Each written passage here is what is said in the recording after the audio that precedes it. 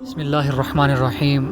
معزز سامعین، آج میں آپ کو ایک ایسی سچی کہانی سنانے جا رہا ہوں جس میں صرف ایک کھجور نے جنت کا دروازہ کھول دیا۔ مدینہ منورہ میں ایک عورت رہتی تھی جس کا شوہر انتقال کر چکا تھا اور اس کا ایک چھوٹا سا بیٹا تھا۔ وہ عورت اپنے ایک چھوٹے سے بیٹے کے ساتھ ایک جھونپڑی میں رہتی تھی اور نہ اس کے پاس کھانے کے لیے کچھ تھا، نہ پہننے کے لیے کچھ تھا، نہ پینے کے لیے کچھ تھا، اور مدینہ منورہ میں قحط کا دور تھا، لوگ پیاسے تھے، بھوکے تھے۔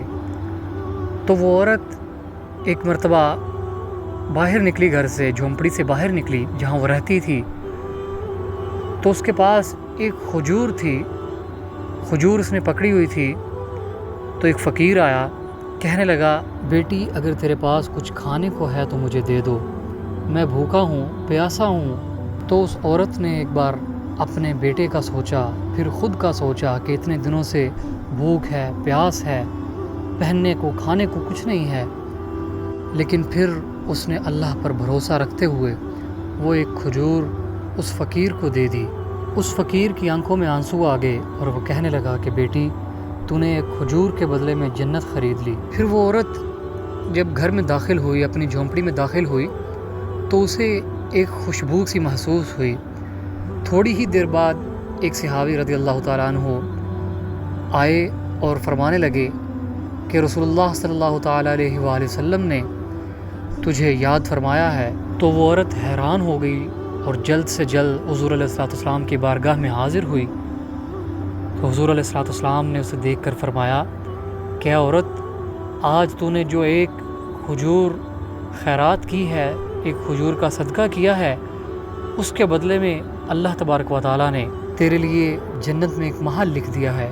یہ سن کر وہ عورت رو پڑی اور عرض کرنے لگی، یا رسول اللہ صلی اللہ تعالیٰ علیہ وآلہ وسلم، میں نے تو صرف ایک کھجور دی ہے اور اللہ تبارک و تعالیٰ نے اس کا اتنا بڑا اجر مجھے دے دیا ہے۔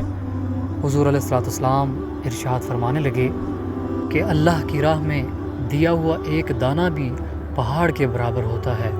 تو معزز سامعین اکرام، حضور علیہ السلام کے اس فرمان عالی شان سے ہمیں معلوم یہ ہوتا ہے کہ صدقہ و خیرات ہمیں کثرت سے کرنا چاہیے، نہ کہ دکھاوے کے ساتھ بلکہ خلوص کے ساتھ، اطمینان کے ساتھ اللہ کی راہ میں دینا چاہیے، لوگوں میں بانٹنا چاہیے، خواہ وہ کھجور کا ایک دانہ ہی کیوں نہ ہو۔ آخر میں اب گھر میں برکت اور فاقہ سے بچنے کے لیے حضور علیہ السلام کا فرمان عالی شان سنتے جائیے۔ حضور علیہ السلام نے ارشاد فرمایا کہ جو شخص کثرت کے ساتھ سورہ واقعہ پڑھتا ہے، تلاوت کرتا ہے، تو اس کے گھر میں کبھی فاقہ نہیں ہوتا۔ اور محدثین لکھتے ہیں کہ ہمیں کم از کم دن میں ایک مرتبہ گھر میں سورہ واقعہ اور سورہ بقرہ پڑھنی چاہیے، جس سے کہ حضور علیہ السلام کے فرمان عالی شان کے مطابق اللہ تبارک و تعالیٰ کبھی گھر میں فاقہ نہیں ہونے دے گا، رزق کی تنگی نہیں ہونے دے گا، بلکہ برکتیں ہی برکتیں رہیں گی۔ دعا ہے کہ اللہ کریم مجھے اور آپ کو عمل کرنے کی توفیق عطا فرمائے۔